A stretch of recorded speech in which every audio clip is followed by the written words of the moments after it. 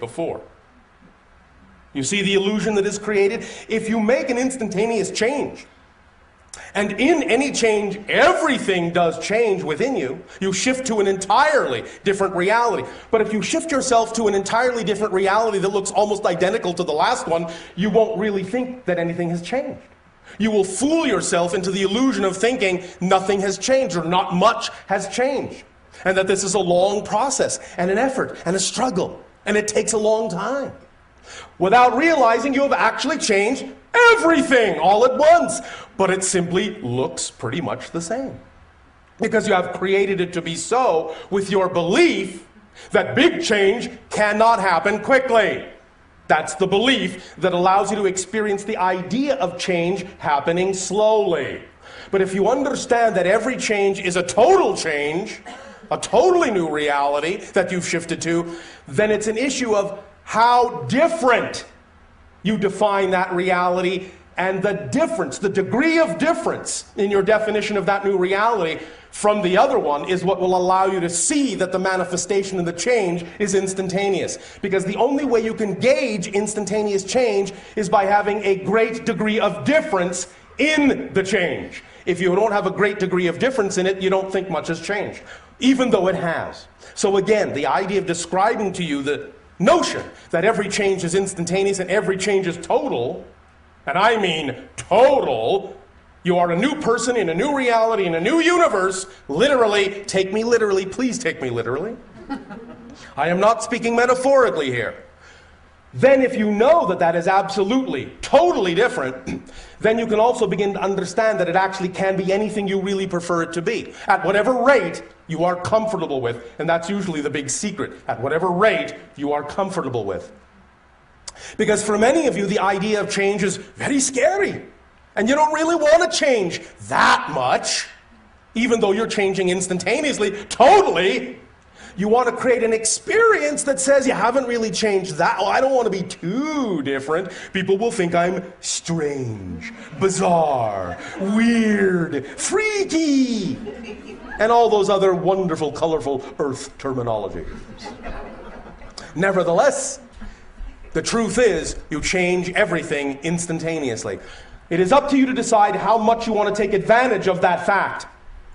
It's up to you. The rate, the pace, the style is up to you. All we are doing is letting you know that's the mechanism that's happening, so you don't have to spend time wondering how to make amazing, large-scale, rapid, instantaneous manifestations. That you're already doing. All you need to do is focus on why you're doing what you're doing, how you're doing it, based on what belief and why, and then you'll get a handle on how to allow yourself to redefine the reality in such a manner as to see whatever degree of change you prefer to see. And that's what it's all about. What idea, what belief is most harmoniously aligned with your true self? Now, we have said, yes, true self, out of alignment, in alignment with true self, true self. What's true self? Here's how you tell what your true self is. Once again, briefly. It is encapsulated in a term that exists on your planet called passion, joy, and excitement. The idea is that vibration, what you feel, that excitement, that physical sensation is actually the body's translation of the vibratory energy that is your true core inner being. So anytime something in your life contains that degree of excitement, we would again strongly suggest you act on it. Why? Because that's who you are.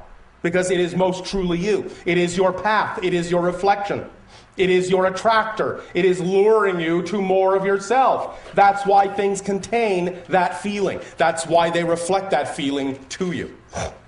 And that's why you can know that if you act on your joy, it will support you because it's your true self. I know. You have many different belief systems on your planet that doubt the ability of your excitement to support you, and we can talk about some of those at length if you wish. Nevertheless, it does have the ability to support you. Why? Because it is you. And it is the part of you that is representative of the part of you that is made in the image of creation. And creation is nothing if not unconditionally supporting and infinite. Abundance, abundance, abundance. We hear this over and over and over and over and over and over again. from many humans on your planet. How can I be more abundant? You can't. You can only be abundant in different ways. You are already as abundant as you will ever be. However, if you have a belief that you lack something, then what you have is an abundance of lack. So again, the issue is not, how do I learn to be abundant? The issue is, what am I defining abundance to be? Because you're always abundant in something. Always abundant in something. This is why we prefer to take the charge off the idea of what abundance needs to be represented by. It can be represented by many things, including money on your planet. There is nothing wrong with that. It is a symbol of exchange. It is a valid one, just like any other symbol. But the idea is it doesn't always have to be that form in order to represent abundance. Our definition of abundance is the ability to do what you need to do when you need to do it. Period. That's it. The ability to do what you need to do when you need to do it. Why do you care how it comes to you as long as you have the ability to do what you need to do when you need to do it? So the idea is to relax the need, to relax the insistence that it must come in a certain way, because paradoxically, when you actually insist that abundance can only be represented by one symbol, you actually close all the doors through which abundance could come in other forms. And so you're actually not being abundant at all, in the sense of feeling it or experiencing it in its widest possible format. The idea is that somebody could give you something. That's abundance. You could find something. That's abundance. It's all abundance. Let it come to you in whatever form works best. Let it come along the path of least resistance. For why should it be a struggle? To reflect the idea of the abundance of creation. There is enough. There is enough. There is enough for everyone. If there was not enough of whatever kind of abundance each of you needed to have, if there was not enough for you, believe me, you wouldn't exist. Because the universe, the creation, does not in that context make superfluous mistakes. It does not create more than it's capable of supporting. So if you exist, that means the universe is capable of supporting you, or you wouldn't exist. So why not give yourself the benefit of the doubt? If you exist, there must be enough for you, and it must come in a form that is actually relevant for what represents your highest excitement, your highest preference, because nothing else would make sense. Let this be obvious. Let it be logical. This is what our civilization calls the science of the obvious. If there are a certain number of people that exist on your planet, then there is enough for all, as long as you all allow the abundance to come in the way that actually works for you. Because not everyone needs or wants the same kind of expression of abundance.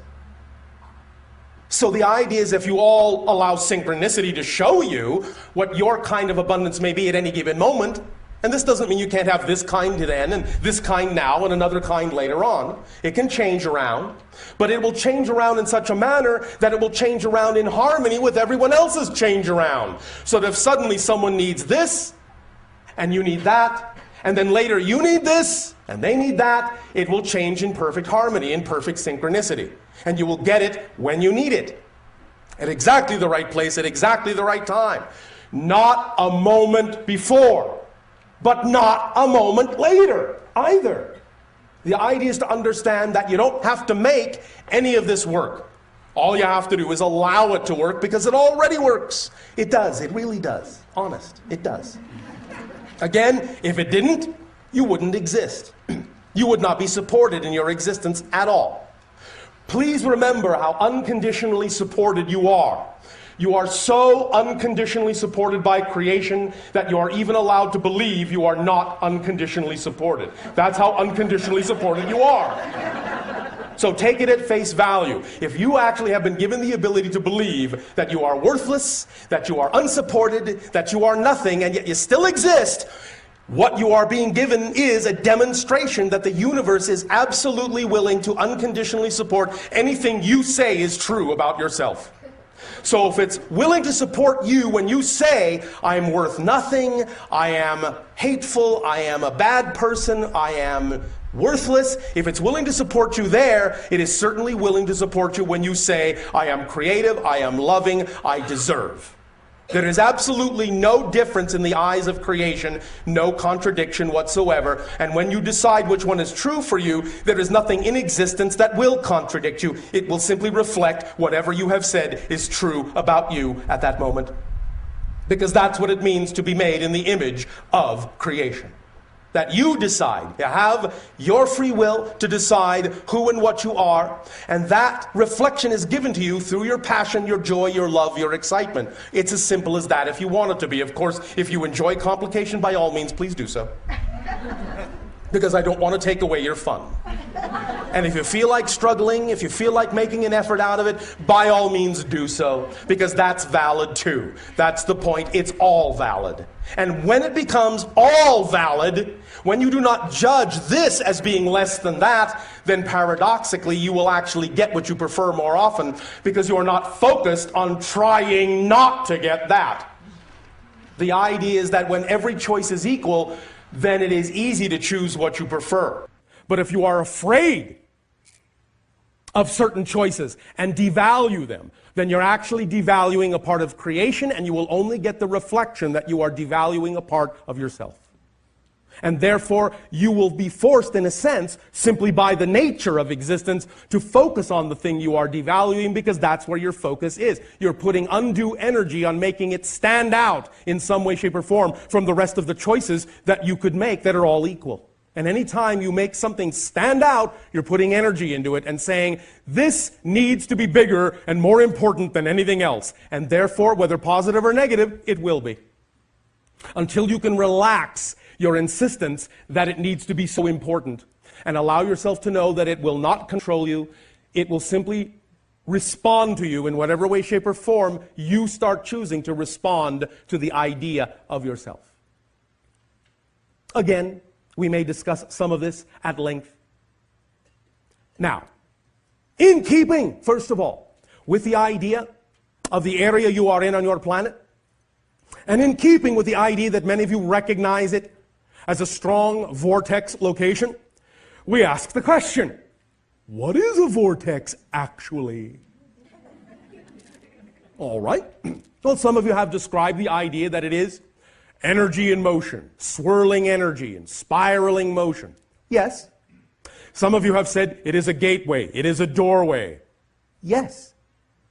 Some of you have said it is a reflection and an opportunity to understand more and more of who I am. Yes. But what is it actually? Well, as you understand the idea of physical reality and know that in a sense it is an illusion, nevertheless the experience is real. And the experience, being real, cloaks itself in certain symbols. One symbol being electromagnetic energy. Now, this electromagnetic energy is the first level of physicalization from higher non-physical frequencies of consciousness. This electromagnetic energy, what you may call spirit matter, if you wish, densifies and densifies and densifies and densifies, much like the idea of steam to water to ice. All made of the same stuff, you might say, but at different frequencies, different experiences, going from the less material to the denser material of the physical world experience. Again, yes, illusionary, but the experience is real as you describe it, and as you have collectively agreed to participate in it to varying degrees.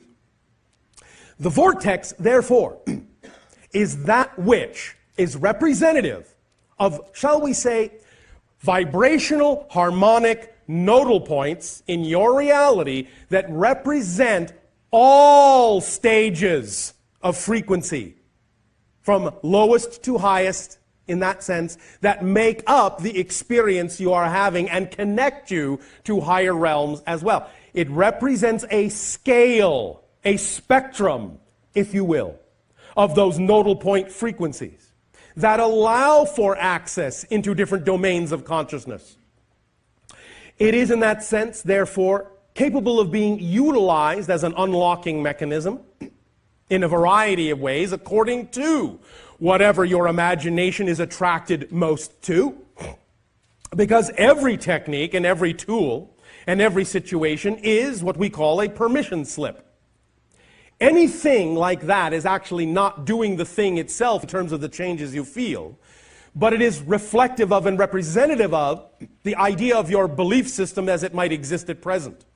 And as you find yourself attracted to be in certain locations and take advantage of certain vortices and energies, the idea is that you have attracted yourself to that because that represents the arrangement at that moment of your belief system, and that in that it reflects the arrangement of your belief system. It gives you insight into yourself sufficiently to allow you to give yourself permission to be more of who you are.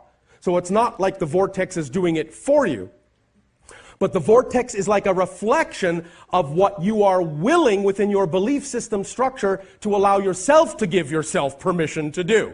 So all these things are permission slips to allow you to give yourself permission based on your belief system of allowing yourself to be more of who you prefer to be. In that you have gravitated to this particular one, all of you.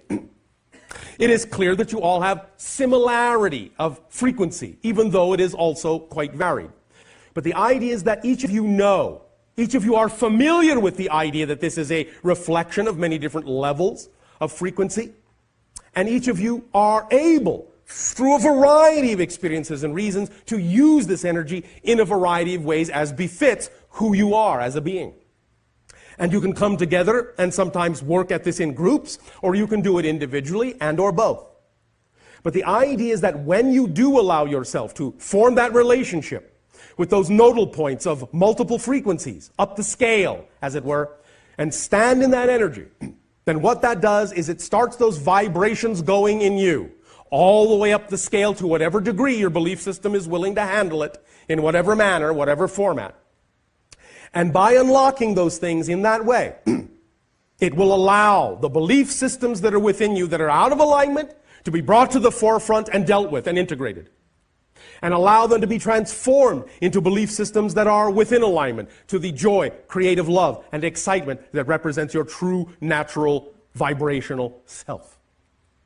So take advantage of it in whatever way, shape, or form you so desire, but understand that as you stand in a vortex, you are the vortex yourself. And the vortex around you is, in a sense, a projection of the vortex you are, of the nodal point you are, of the multidimensional being you each are.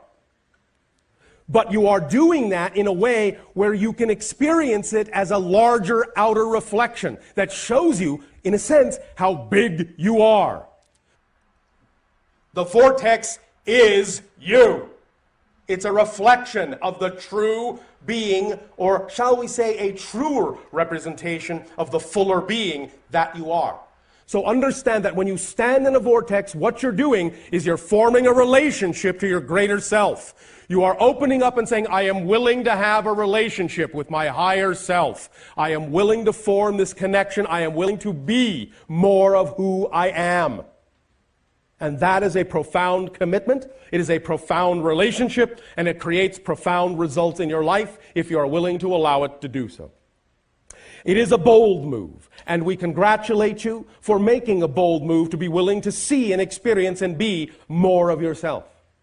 And we thank you for allowing us to participate in your willingness to do so and explore more of who you are. To us, this is a great gift that we thank you for, because through you, we then get to see that many more ways that creation has of expressing itself within the creation that it is. So, thank you for being multidimensional facets of the multidimensional crystal of all that is.